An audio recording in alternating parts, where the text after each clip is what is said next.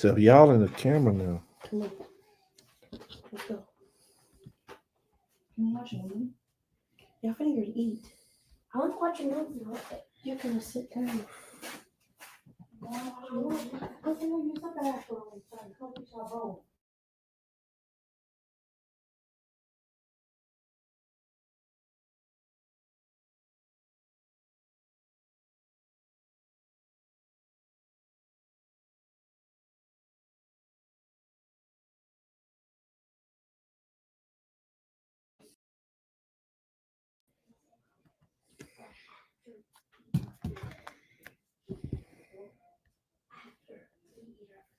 Hey, uh-oh. Let me see. I'm trying to see if y'all can hear me. Can somebody let me know if you guys can hear me? I got my headphones in. All right. Thank you from the media team of getting me squared away with this evening far as tonight. Thank you so much, media team. Shout out to my man Minister Barnes for helping me out with getting online. Um I want to try to be very diligent in our time because I know you guys have other obligations or whatnot. But as far as this evening goes, I see we have a few people already logged online. Um, in our chat box, you're more than welcome if you want to, um, you know, shout out to who you are or, say good evening so we can be able to know who I have online.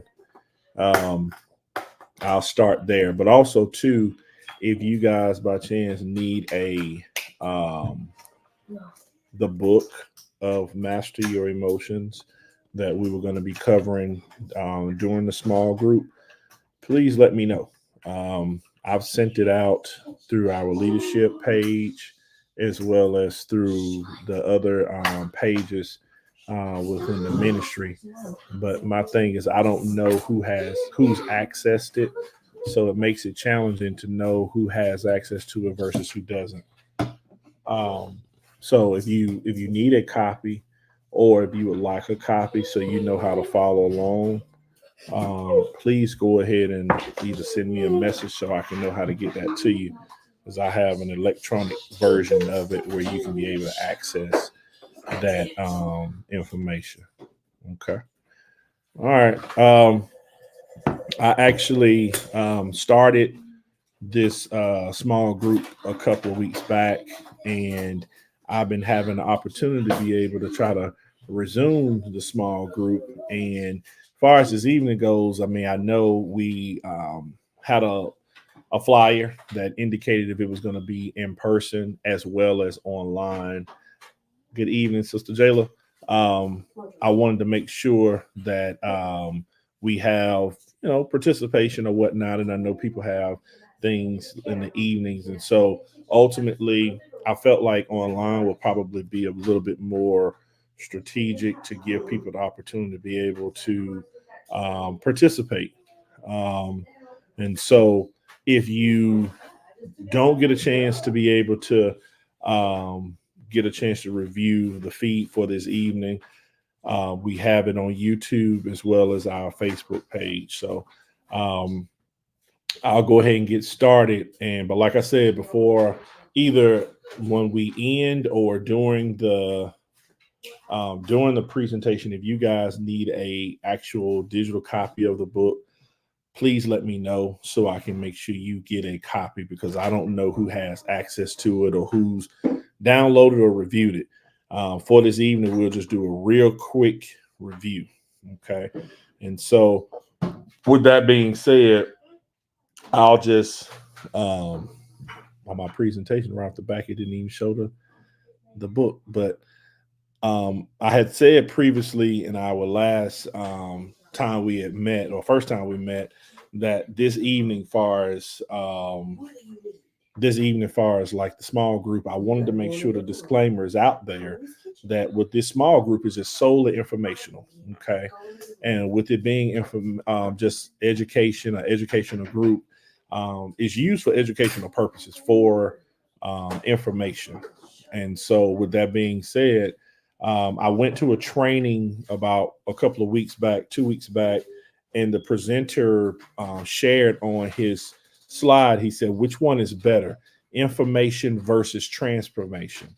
And so a lot of people felt that information is key, but ultimately the longevity, a long-term outcome, what that we want to reach is transformation. And so for tonight, we're definitely going to provide information about the topic of master your emotions.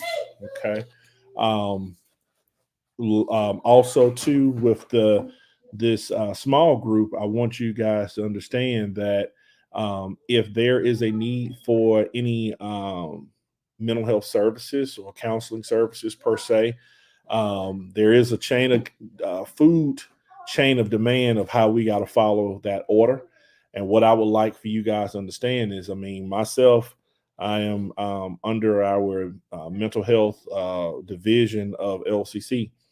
But if you don't feel like you want to, talk about anything specifics mental health wise, you can definitely go to Bishop or follow up with our admin, which is Elder Glover, Minister Neville, as well as my wife, Japonica Bowler, and they can relay whatever questions or concerns that you have when it comes to mental health, and trying to get that information to the proper channels. Um, as Bishop previously mentioned, we're not doing any mental health in our church, but it could be more on the lines of referrals, or if you feel like you need any services, definitely feel free to reach out and ask so we know how to orchestrate that. Okay. Good evening, guys. I see we got a few people online. It's nice to see you guys this evening. Um, so, education purposes. All right. Um, Real recap, a quick recap. So, the different areas that we're going to follow on this evening is going to be number one. What are your emotions? That's number one. Understanding how your emotions impact your evening. I mean, your life. I'm sorry. What impacts your emotions? Okay. Looking at negative emotions that control one's life or outcome, how to change those emotions, and how to use your emotions to grow. Okay. Reprogramming your life experiences so you can have a better outcome. Okay. Now, what I would tell you guys is this: with this book, it's not going to go straight into boom, mastering your emotions. It has to look at some backstory as to how the brain operates and how things are structured and wired in our brain for us to know how to handle different situations and emotions as they come. Okay. So I'll share this with you guys this evening for my online people. I know we're just doing this solely online. If you guys have any questions, comments, anything that you want to be asked or answered or what have you, please chime in. Okay. Please feel free. Okay. To share how you feel or thoughts or questions. And then also, I had said earlier, if you also need a digital copy of the book, please let me know because I don't know. I don't know everyone who's all retrieved the book or not. And I have a digital copy of the book for you guys. Okay, if you want access to it. So previously, when I did the group, I just when I did the first training, I was asking everyone their thoughts on how do you feel within the moment. I know with it being 7:08 at night on a Wednesday, if you want to drop an emoji of how you feel at the moment. Me and my wife is doing a this like marriage thing where it keeps sending me different links of asking me how I feel every hour on the hour. And it's pretty interesting because it kind of ties into this relating to if you feel stressed, if you feel irritated, overwhelmed, if you feel calm, if you feel hungry. And so chime in if you guys have an emoji that you would like to put. We got Minister Carolyn. She has a smiley face. That's awesome. And if if you have a specific emoji, if it's something that, you feel like, hey, I feel tired. Okay. We got Sister Danielle. She got Excited. Good. Okay. All right. So um earlier, I mean, like I said, when I did the first time, I wanted to kind of show you guys the different emojis that you all have. Um that that's a plethora of emotions. You have, I don't know if you all can see this, but we definitely have a plethora of emotions, from happy, surprised, we have fearful, angry, disgust, sad. So I wanted you guys to understand the power of emotions and how we go through our day, and we may experience these different emotions day in and day out, but being able to tap in and knowing how those emotions impact our well-being throughout the day, especially if you're getting information, if it be news about a loved one, or if you've gotten a promotion on your job, if you are experiencing hunger, like you are hungry, or you just don't know how to feel.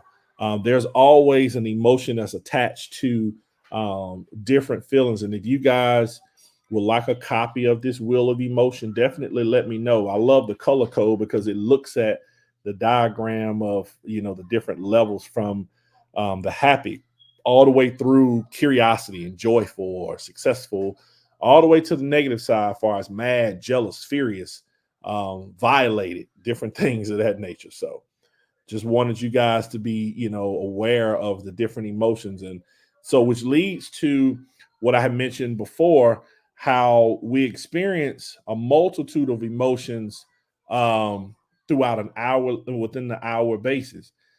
Did you guys know that there's a shift of your emotions per hour, 10 to 20 shifts of emotions per hour, which means I have found some research um, where I came across this psychiatrist that all she studies is the brain, and she did some research on um, an average that we as individuals tend to experience an average of 200 different emotions within a day.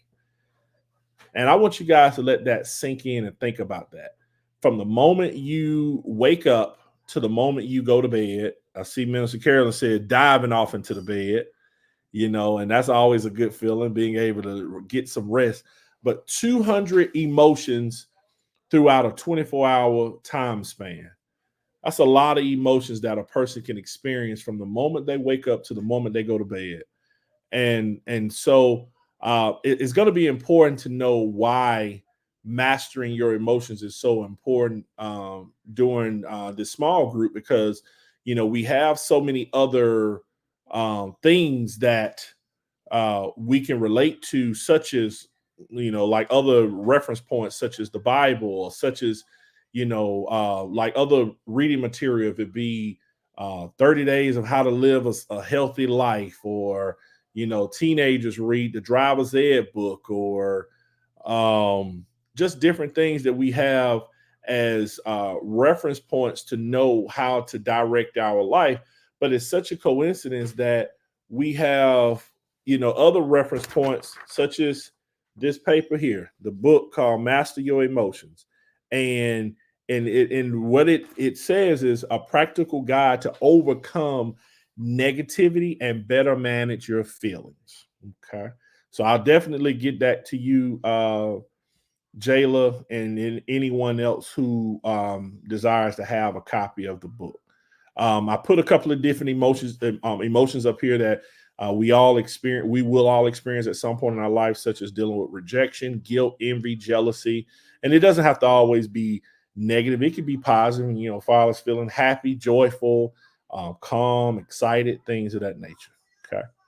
So just a brief recap, understanding how our emotions impact our life. Once again, the negative emotions and learning ways to overcome, and changing your story. Um, I plan to have some future events that I need to get with different leaders in our ministry about. And so I want you guys to know that I really been hearing um, I've been really hearing some things that I feel is needed for our youth. And so I'm going to get with Sister Jayla as well as the other leaders about a plan to try to address our youth when it comes to their voice, changing your story. Okay. All right. So as I move forward, I have a video. I don't know if I'm able to show the video, but I would love to show it. It's very, very short. It's like 3 minutes. And it's gonna talk about why our emotions are the way they are in regards to the brain and how it's wired. I'm gonna see if I can make this possible. Hold on, let me see. Hold on. Let me see if I can do so. And if not, then I'll definitely hold on a second. Y'all give me a sec.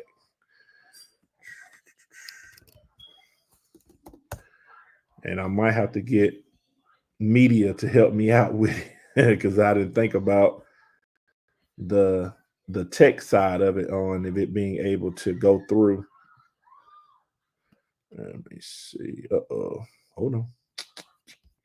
And if I can't get it up, then what I'll do is I'll just send out the video. But there's a 2 to 3 video clip that I want to have for you guys to be able to see, because in the text there is it's talking about our brain and how we have chapter 1 in the book. It talks about what is an ego, and I wanted to, like I said, talk about the importance of how our brain is wired. So, with that being said, it kind of makes it a little challenging to get the engagement of the questions. So, like I said, as I go through the online part of it, if you guys have any questions or comments, please feel free to ask while I'm reading from the text. Okay. So, with that being said, um, I'll just skip this slide here. But what it talks about in the text here, it says that our brain is on here. It says our brain's function and how it stays on survival mode.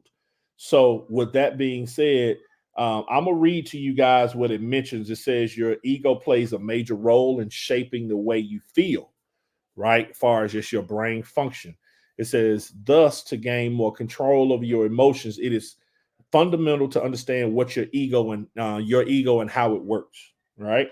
So, in regards to being able to master, something that we deal with day in and day out, that we do have control over. We have control over our emotions, and we just got to know how to get a grasp on doing those things as they come. It's such a coincidence. Today, I was doing group, and I had a good friend of mine who is a retired pharmacologist, and he has had long history of working on different things regarding the heart, and um, he's done some phenomenal work in the medicine field, and he's retired. But he talked to our participants today about the brain and dopamine, and um, dealing with euphoria and choices and neuroplasticity, all these big old words. But it was right on time based off me getting some education about, the brain functioning and how we are as people. Because, as the book on here talks about, and it's in chapter 2, and it's called What is the Ego? If you guys have it, it's chapter 2 called What is the Ego? And I'm reading from the section where it talks about the ego refers to your identity of who you are as a person, and it constructs your way of life. But also it goes into saying that, far as our ancestors, how they grew up and they experienced different things such as rejection and not knowing how to go through life and living on survival mode, and it shaped their perception.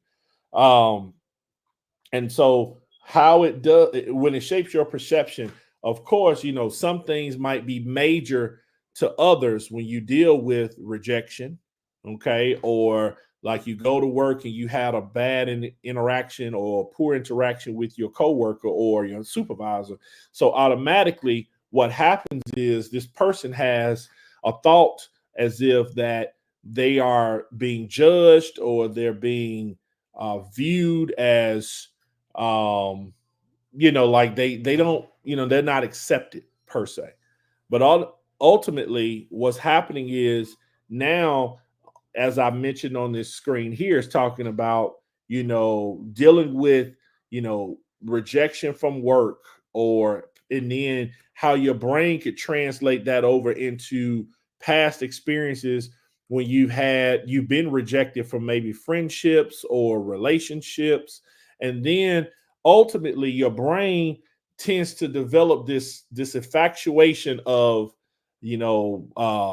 a fixed delusion of how you're, emotional you can be or tend to be. And then it causes this perception of, oh, no one cares about me, no one likes me, no one loves me, or, I'm not the cool person. And so honestly, our brain does some interesting things when it comes to that survival mode. And then also, the how the ego sets us apart from everyone else. Okay.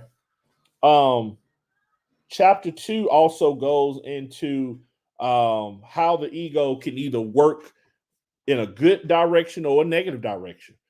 um I took a lot of notes when I was reading over this chapter and other chapters moving forward. But it also, I wanted to read you guys what it indicated, the importance of the are you aware of your ego? And I wanted to see if you guys can follow this, or if you had any questions, please send your response.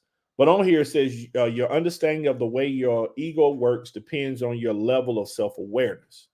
Ultimately, being able to know how who you are as an individual and your self awareness. It says people at the lowest level of consciousness are not even aware of the ego exists. So we're not walking around, you know, wondering about our ego. You may have some people who may feel as if you have a big ego or your ego is low or what have you, and no one is really walking up to the individual saying, your ego is bad or your ego is good per se. But ultimately, having that self awareness and recognizing that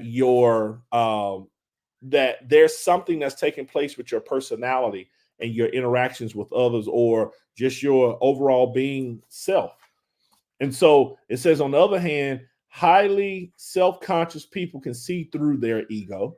They understand how belief works and how excessive attachment to set of beliefs can create suffering in their life.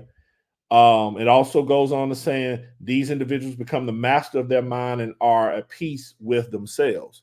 So ultimately, um, being able to, the goal is to have that self-awareness, but also having your ego to a point where you're able to recognize um, the importance of mastering your emotions, and not um, being in a position where you are allowing life to dictate who you are as an individual day in and day out. I mean, me personally, I would love to have that that number to be reduced of 200 emotions within an hour. Like, I mean, we have some level of control of how we're feeling within situations, not allowing, every moment of the day to control us day in and day out and through in and throughout. And that can become exhausting.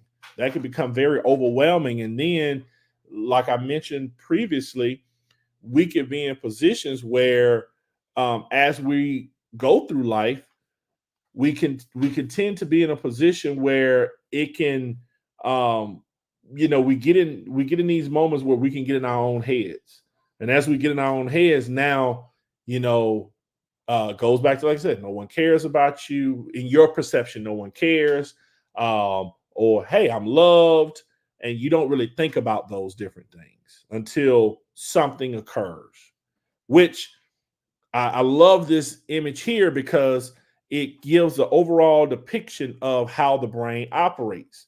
So if you look over to the left hand side, you see dopamine, and really dopamine, it is a interesting complex thing. And what I mean by that is our brain tends to um, become very dependent on what we entertain. I learned that today doing my training when I was with our retired physician, and he explained how, our brain could enjoy different things, if it be drugs, if it be, sex, or if it be television, or if it be social media. And then what happens is, if we, as our dopamine goes elevated, then we're going to continue to do, we continue to do the things that brings us enjoyment and excitement. But there is a word or something that helps us control our dopamine and gives us that choice. That word is a big word called neuroplasticity.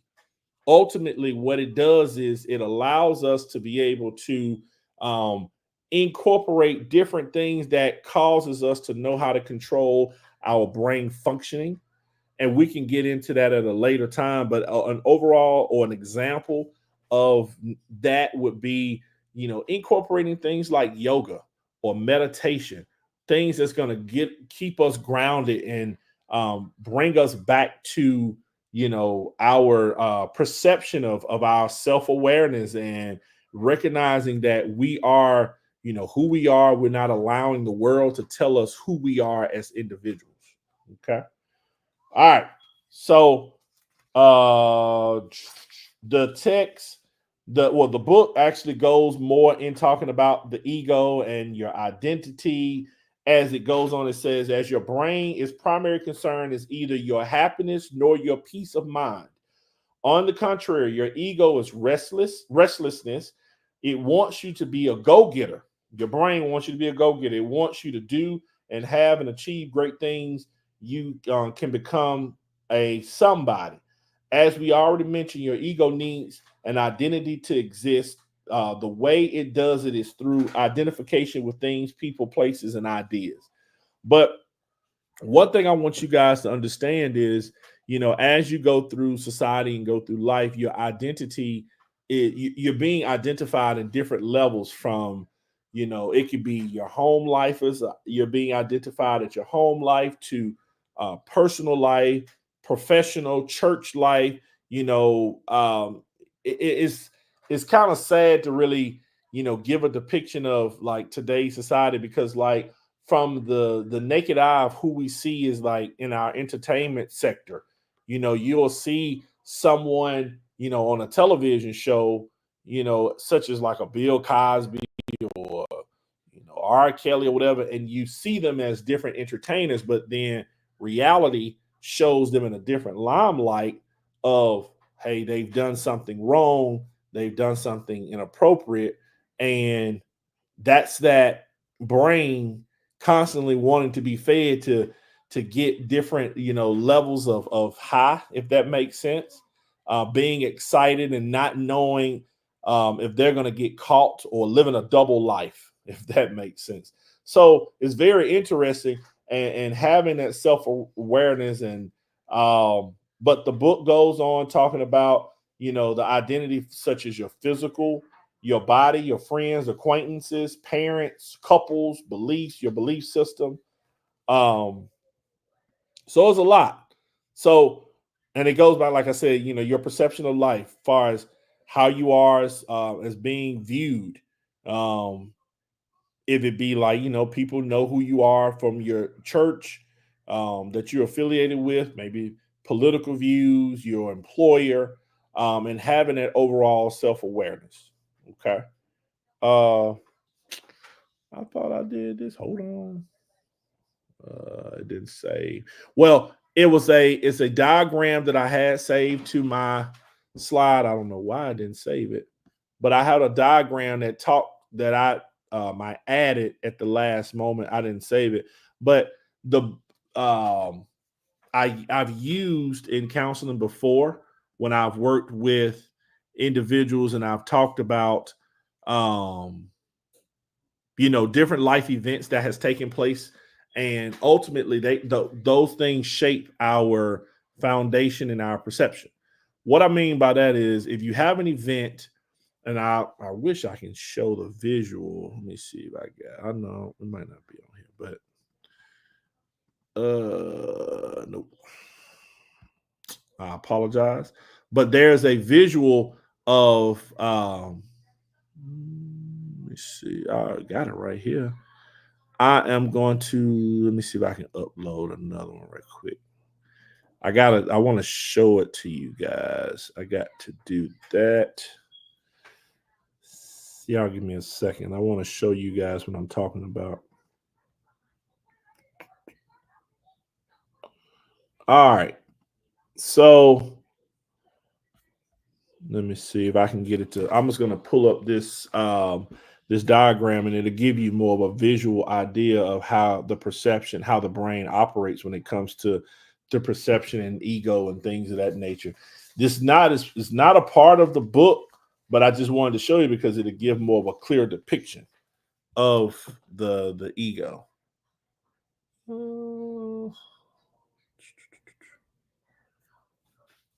me see. One second. All right. Let me show you guys this here. So if you want to take, can you do that for me? If you want to take this diagram here, if you guys look at the triangle at the top, and in the middle it has event, and you have to the left you have thinking, and then to the top feeling, and then doing. I want you guys to see how events play a factor as far as in our thought process when it comes to your thought process or your judgment or perception. And so you'll have an event, something that will happen, right? And then what happens is, so an example, you get a person who lights get cut off, right? But then the thought process is, or you're thinking, oh my God, I don't know how I'm going to pay this bill, or I don't have the money or the means to afford this bill to get our lights turned back on. So next, the feeling could be, you can maybe feel depressed or sad or conflicted in what you feel that you need to do when it comes to trying to make a good decision. Well, you can have someone who can have some negative thought processes that the outcome behavior is, well, hey, I'm gonna sell drugs, or I'm gonna rob someone, whatever, but if you have someone who understands the importance of consequences and how all of those things play a significant factor, you'll have someone who's more responsible as to, well, hey, I need to ask family, or try to find a means to be able to get the money so I could be able to get my lights turned back on. So I felt like this was a great depiction of the example of saying, far as like how life happens, different events take place, and then being able to challenge that, because ultimately what happens is you'll have people that go through life and they'll get stuck believing that something is their fault, and it's they're the problem. And honestly, you as an individual or myself, we are not the problem, but we have to identify what the problem is before we know how to resolve, um, or know how to come to a conclusion or a solution to whatever is standing in our way. Going back to like our declaration, with us being life changers, not being in that place of unforgiveness. That's a big thing where, we can walk around with having that burden and that unforgiveness within our hearts. And, from the outside, you see this smile, but on the inside, this person can be hurting because they're feeling as if they're the reason why things have occurred. And so ultimately, we got to know that when we're dealing with the context of this information, as far as mastering your emotions, we got to know how our brain is wired. I would thoroughly encourage you guys to look at the context of, your emotions and how the ego impacts your emotions. And I want to share that with you guys because it says your ego impacts on your emotions. It says understanding the way your ego works can help you better control your emotions. To do this, you must first realize your current story is the result of a strong identification with people, things, and ideas. This strong identification is the root of many of the negative emotions you experience in your life. For instance, it goes on to say, when life doesn't unfold according to your personal story, you get upset. All right. Um, and that's normal, that's natural. We've all endured situations where we have been maybe disappointed and upset with life, or upset because we got looked over for a job, promotion, or we didn't pass a test, or uh, we we lost a loved one. But yet we also have to understand that that's a part of life. The One of the greatest attributes of life, if somebody can type in the text, what do you think is one of the greatest attributes of life? What would you think it is? Type it in the text real quick and tell me what you guys think it is, and I'm gonna give you the answer once you all give me your response. But also, it says on here, it says when someone challenges one of your beliefs, you become defensive. That's a big one.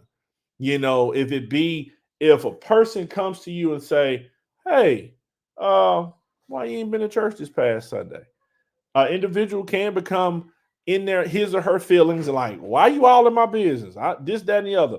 But ultimately, it could be a person who is seeing you in a different limelight of being the leader that you are, or the kingdom citizen that you are, and then ultimately, you're like, well, hold on. You become defensive as if this person is trying to get in your personal business, but yet they're probably is like, well, I see something in this individual.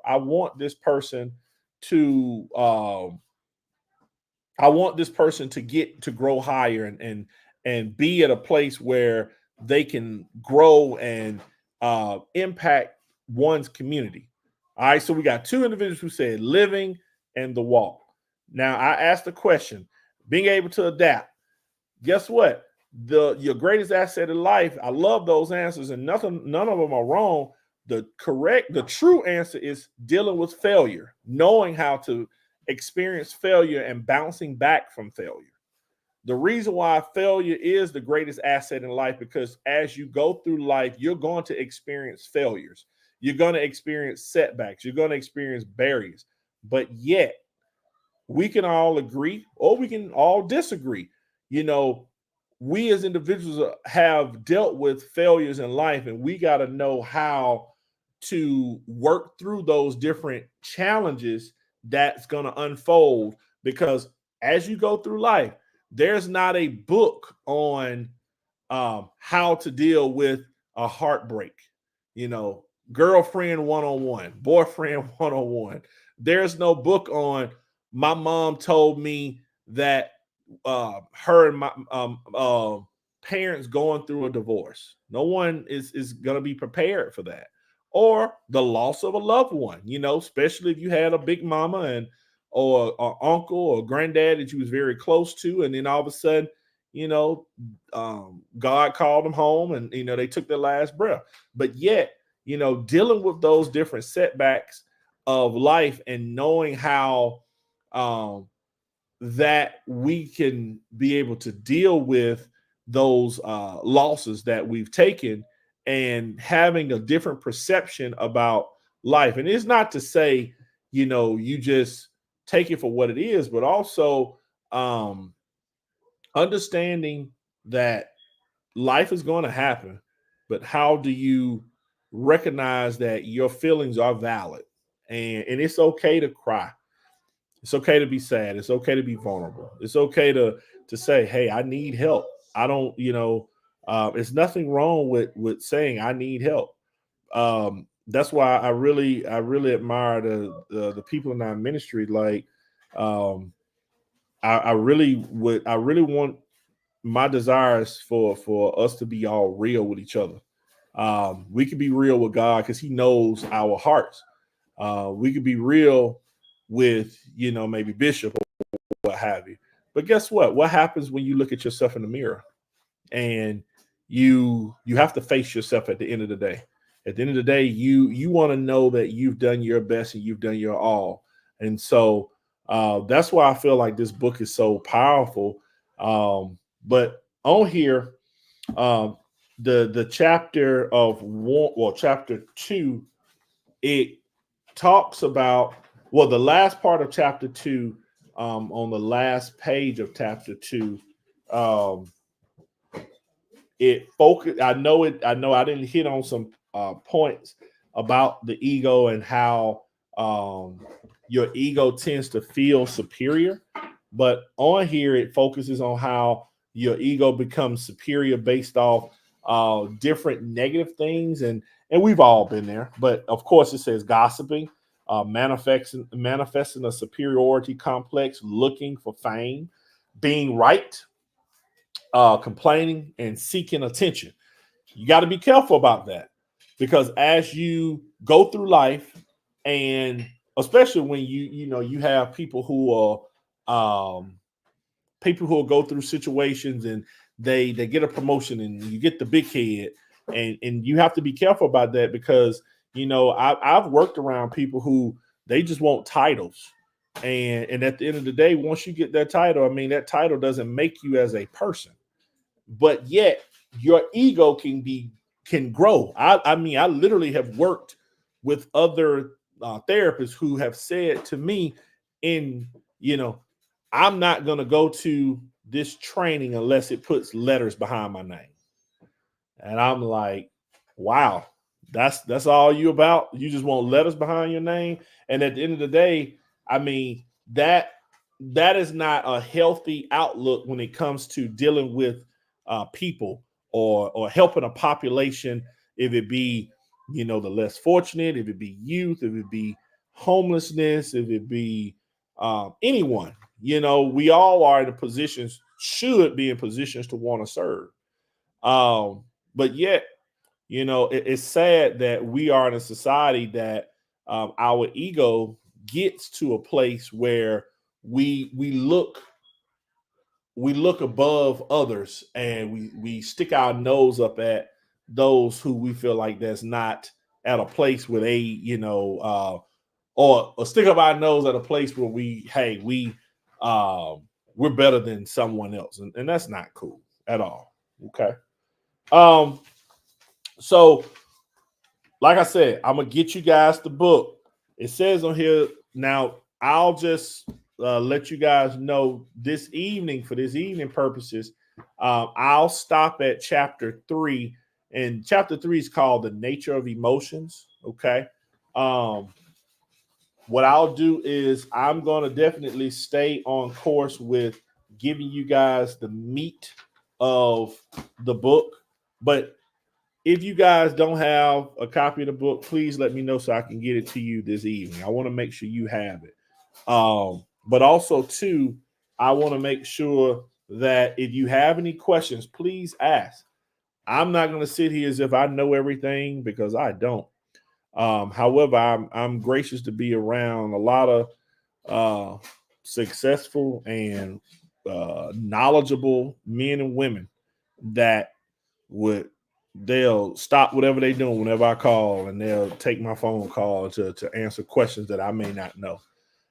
This walk is still new to me, but I just wanted to honestly, personally, thank you guys for being online. Some of my slides hadn't gotten chopped up for some apparent reason, and I wasn't able to show the YouTube video, but there was a 2 or 3 minute YouTube video that I had that talked about the brain and how the brain operates in regards to survival mode and dopamine, and all of that good stuff ties into chapter two. But next time I be able to present, I'll be able to, I can show that video, and I can also show resources, visual resources for you guys to be able to have to gleam on to say, okay, that's what he was talking about. Okay. Um, for all my participants online, hey, if you guys have any questions, you could definitely send me a message. If you want to send a private message, or if you want to type in here. I didn't have anybody ask any questions this evening. I'm one of those. I want you guys, if you had any questions, throw them out there. But then also too, like I said, if you do need a book, definitely let me know. Let me see if I can do this right quick. Let me see. All right, let me see if I can throw the book in there. I thought I did. I guess it didn't go. Mr. Carolyn, you so funny. Yes, I'm all right. All is well, Minister Carolyn. I am doing good. It's just been a busy day for myself, dealing with some corporate people that I had to talk to today. Had to do group at work, and then I had to do a telehealth. Now I'm doing this, so I'm busy. So, like I said, what I'll do is I'll definitely send out the book electronically through the LCC page, men's group, as well as the leadership group if you guys don't have it.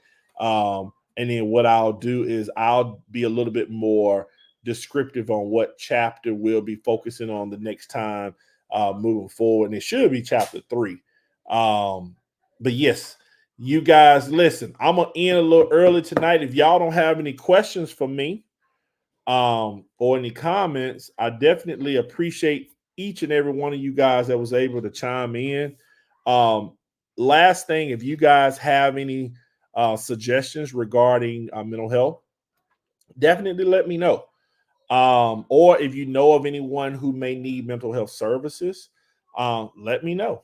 Okay. So I can be able to help them, help those who may stand in need. I think I'm missing something. Oh, also, like I said, I'm gonna get with Sister Jayla regarding a vision I have. Also, I'm gonna get with Bishop about a vision that I have. I want to partner with a couple of other churches to try to get some people some certifications that's going to help Shelby County and probably surrounding Birmingham. So, all right, guys. Well, listen, you all have a blessed evening. As my son Caden says, y'all keep following the way, preaching the truth and living the life because the life is good. All right. So y'all have a good evening. I love you guys. Y'all take it easy. Bye-bye. All right.